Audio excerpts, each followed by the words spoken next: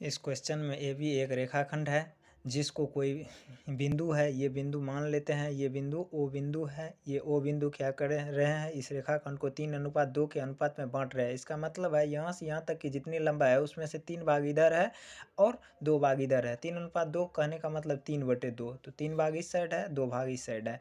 इसके बाद यहाँ पे ए का नियामक कितना दिया हुआ है, एक्स नियामक 5 है, वाई नियामक 10 है। एक्स नियामक बी का कितना है, 10 है, और बी का वाई नियामक कितना हो, 15 है।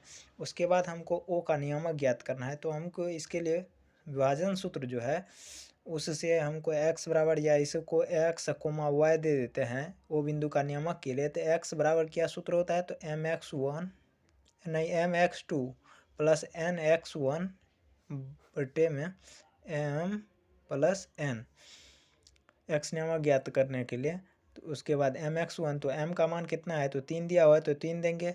mx2, तो x2 का मान कितना दिया हुआ है, ये है x2, ये x2 हो गया, ये y2 हो गया, ये x1 हो गया, x1 हो गया, ये y1 का मान हो गया।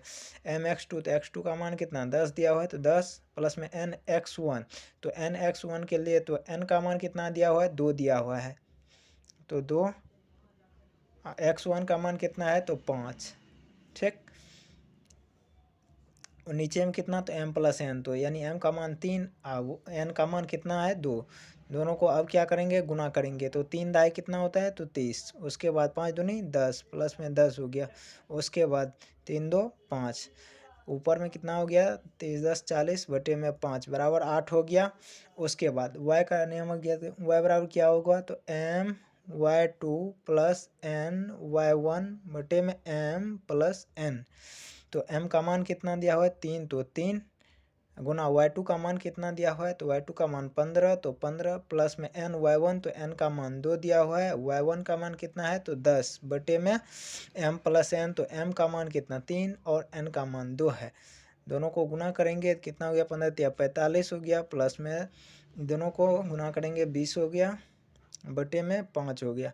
तो 45 20 कितना होता है, तो 65, 65 बटे में 5 बराबर 13 25 65 होता है, तो 13 हो गया। यानी अब x, y ये नियामक क्या सब आया है, तो x नियामक कितना आया था, तो 8 आया था, तो 8 लिखेंगे पहले। y नियामक कितना आया है, तो 13, तो 13 लिखेंगे, ठीक, 13, यही आंसर हुआ।